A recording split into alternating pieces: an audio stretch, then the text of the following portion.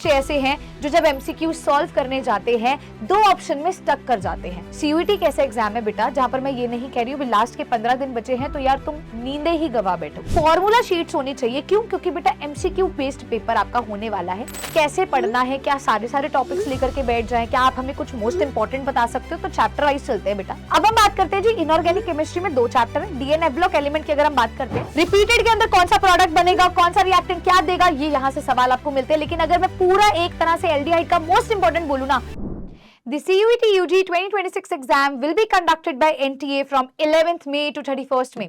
ये न्यूज सुनने के बाद आप बहुत सारे बच्चे परेशान हो गए हैं, क्योंकि दिन कितने बाकी हैं?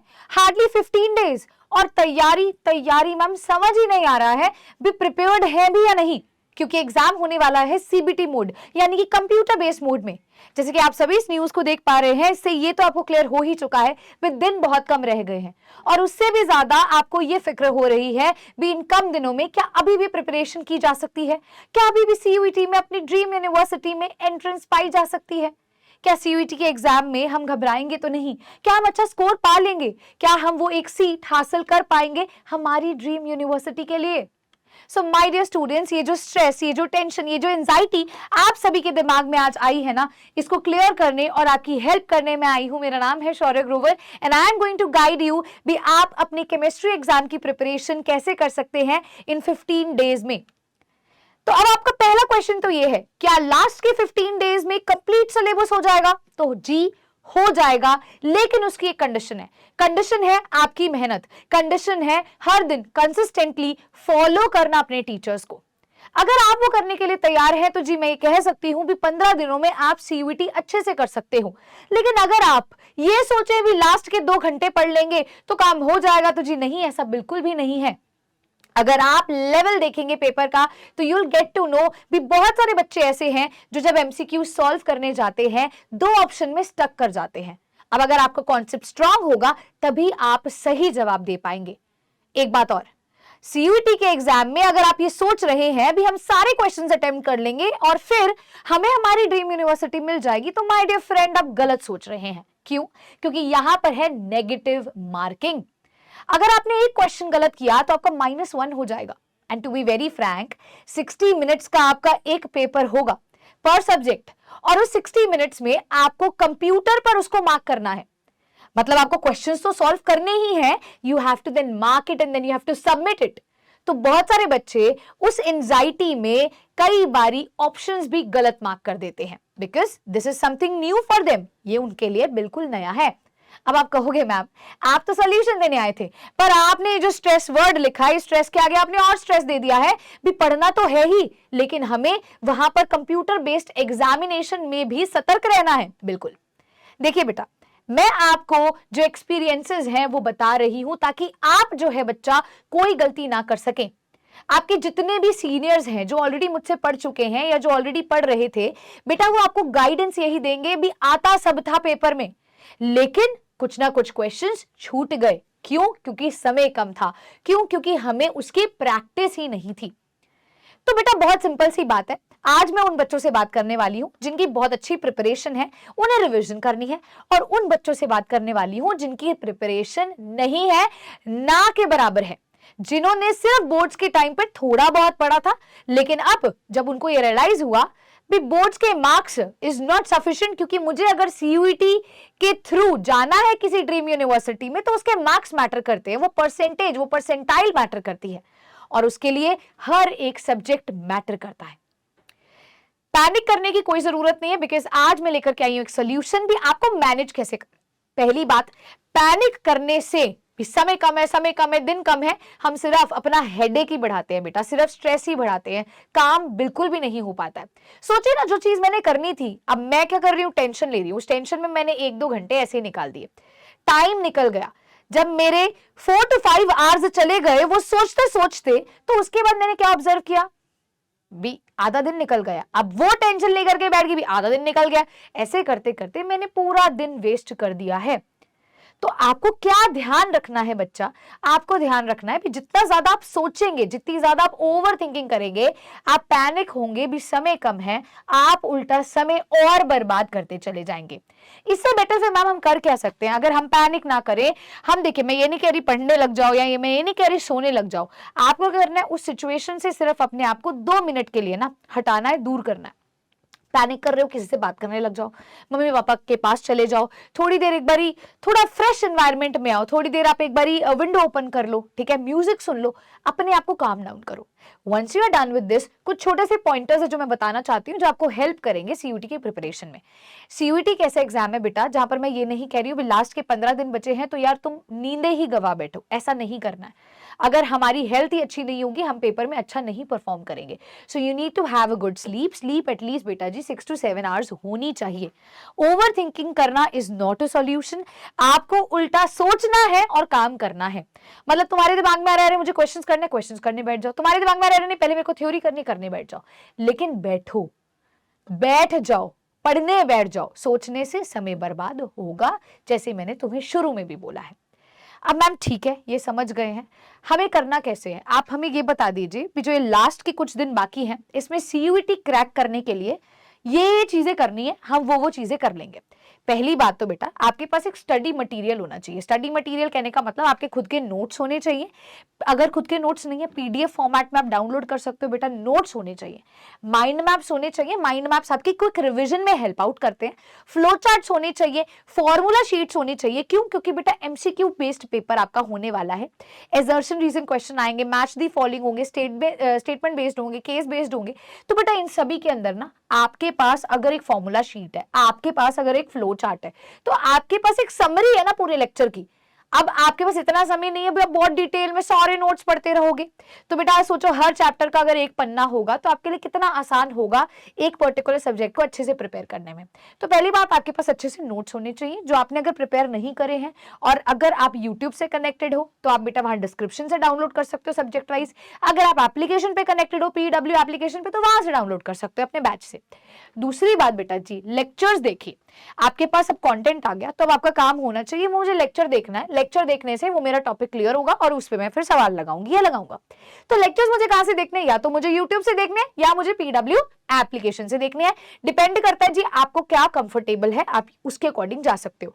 अगर एक प्रॉपर शेड्यूल्ड वे में जाना है तो जी एप्लीकेशन पे जाओ। अगर आपको लगता है नहीं मेरी प्रिपरेशन है, मुझे बस एक्स्ट्रा प्रैक्टिस करनी है, तो यूट्यूब पे जाइए। अच्छा, ये करने के बाद जब आपने एक बार कंटेंट रिवाइज कर लिया, लेक्चर्स देख लिए, रिवीजन करना शुरू करो। हमारे माइंड के साथ क्या होता है, कुछ समय बाद ना चीजें भूलने लग जाते हैं।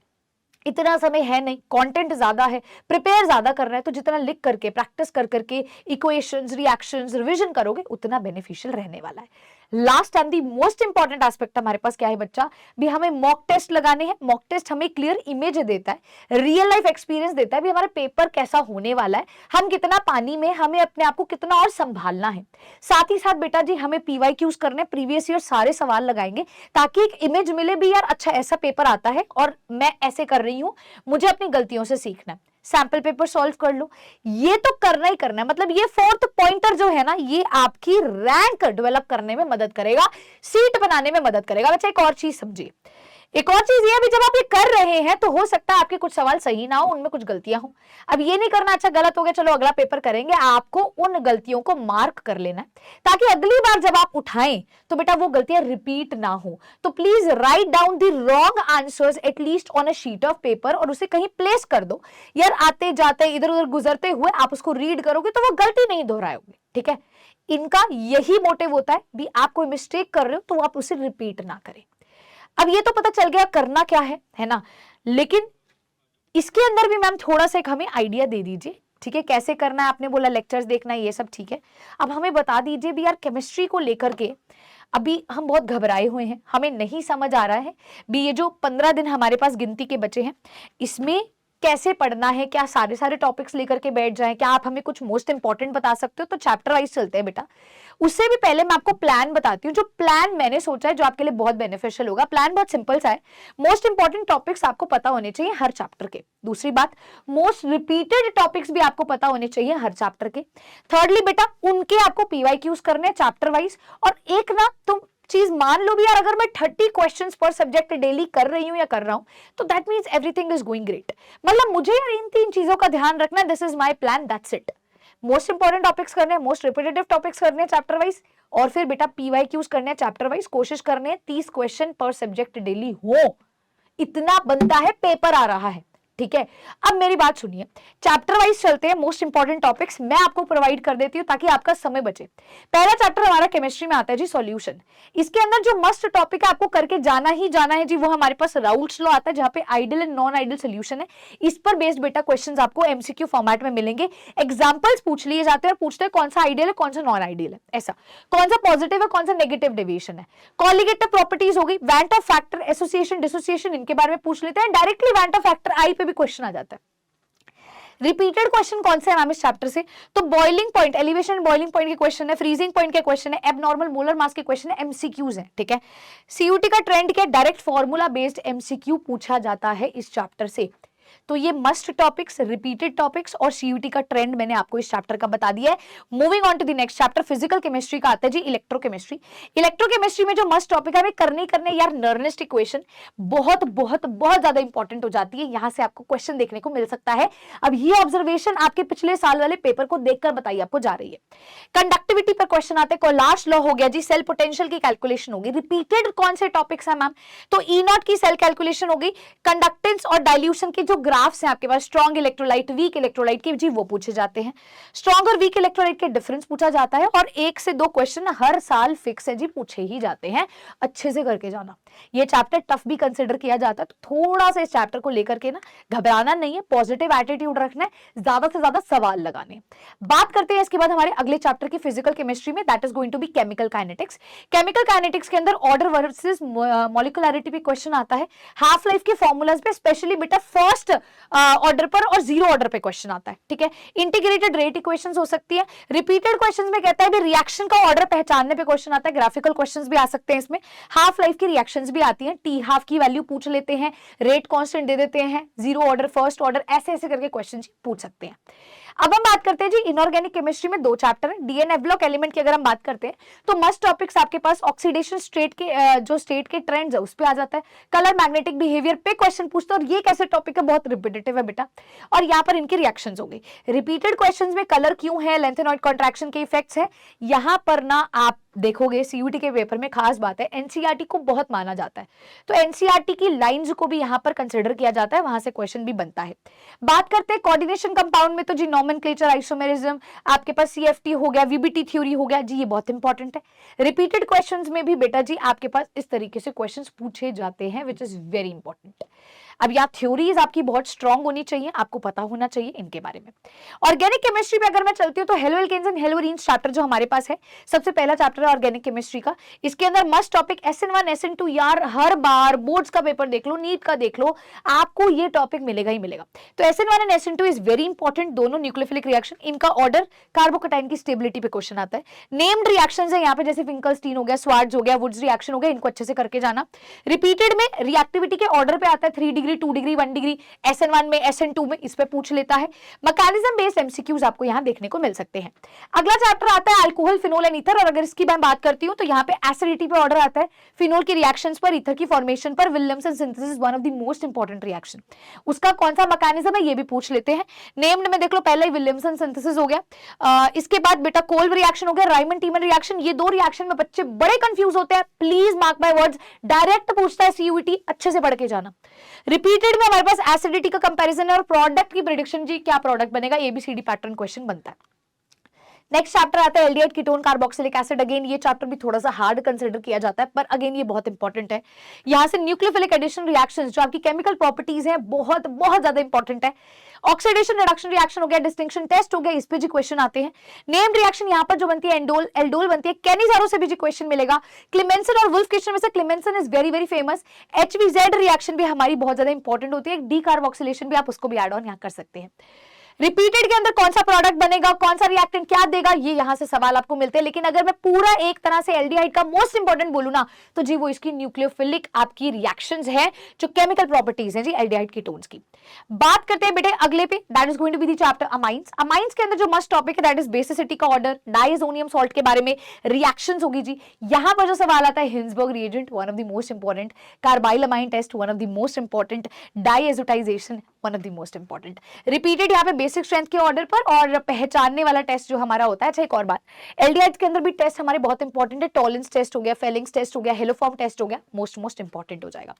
बायोमॉलिक्यूल चैप्टर की अगर मैं आपसे बात करती हूँ तो बायोमॉलिक्यूल के अंदर ग्लूकोज का स्ट्रक्चर ओपन और साइक्लिक दोनों इंपॉर्टेंट है, अमाइनो एसिड्स के बारे में, प्रोटीन्स का स्ट्रक्चर और विटामिन्स के बारे में। विटामिन्स में भी क्वेश्चन बेटा ऑलमोस्ट एवरी ईयर आपको मिलता है, या तो टाइप्स ऑफ विटामिन्स या फिर डेफिशिएंसी डिजीजेस, विटामिन की कमी से उस पे आ जाता है जी। रिपीटेड क्वेश्चन में ग्लूकोज कैसे बनता है, essential non essential amino acid कौन से होते हैं, फाइब्रस एंड ग्लोबुलर प्रोटीन्स कौन से होते हैं, डीएनए आरएनए में डिफरेंस, ये टॉपिक्स हमारे यहाँ रहते हैं।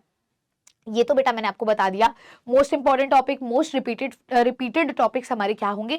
अब आप कैसे देख सकते हैं सेशन, कहां पर देख सकते हैं, सीयूटी वाला वाईटी चैनल पर जाइए, यहां पर आपको सेशंस देखने को मिलेंगे, बहुत सारे भरपूर थ्योरेटिकल सेशंस भी है, एमसीक्यू क्वेश्चन प्रैक्टिस सेशंस भी है, आपको हमारे चैनल पर देखने को मिलेंगे। मोर ओवर बेटा जी, अगर आपको लग रहा है पीडब्ल्यू एप्लीकेशन पे आप देखना चाहते हैं, आपको लगता है मैम मेरे को ना एक पर्टिकुलर शेड्यूल दे दो, इतने बजे ये क्लास होगी, उतने बजे वो होगी, और मेरे पास पूरे एक 15 दिन का प्लानर है आगे क्या होने वाला है, तो बेटा अभी हमारा रिसेंटली बैच भी आया है, you can even join this crash course वाला बैच हमारा, जहां पर जो अभी शुरू हो रहा है इसके अंदर बकायदा बेटा जी एक प्लानर आपको मिलेगा 15 दिन का भी, यार तैयारी कैसी हो रही है इसके अंदर, तो you can even join this is the recent batch. इसके अलावा भी बहुत सारे बैचेस हैं जिनको आप अवेल कर सकते हैं, ज्वाइन कर सकते हैं, ठीक है। तो ये पीडब्ल्यू एप्लीकेशन पर है, अगर आप वाईटी पे देखना चाहते हैं तो सीयूटी वाला वाईटी चैनल पर है। अच्छा सीयूटी वाला वाईटी चैनल पर मैम क्वेश्चन प्रैक्टिस के लिए कोई सेशन है क्या, तो जी हाँ, क्वेश्चन प्रैक्टिस के लिए रिसेंटली एक हमारी सीरीज चल रही है जी, जिसका नाम है सफल सीरीज, जिसका एक ऑलरेडी सेशन जा चुका है, एक ऑलरेडी सेशन अभी हो चुका है, ठीक है। रिसेंटली ये कुछ दिन पहले हुआ था, एक अभी हुआ है रिसेंटली, तो बेटा 2 सेशंस मेरे ऑलरेडी ऑर्गेनिक के हो गए, और मेरे बहुत सारे सेशंस, इनफैक्ट बाकी सभी फैकल्टीज के बहुत सारे सेशंस आपको सीयूटी वाला वाईटी चैनल पर मिलेंगे। सफल series is all about the question series, PYQs इसके अंदर सारे कवर किए जा रहे हैं, क्वेश्चंस आप कर सकते हैं। सीयूटी वाला पे थ्योरेटिकल सेशंस भी अपलोडेड, आप वो भी देख सकते हैं। अगर आपको डिटेल्ड में जाना तो मैंने एप्लीकेशन का भी आपको बता दिया है।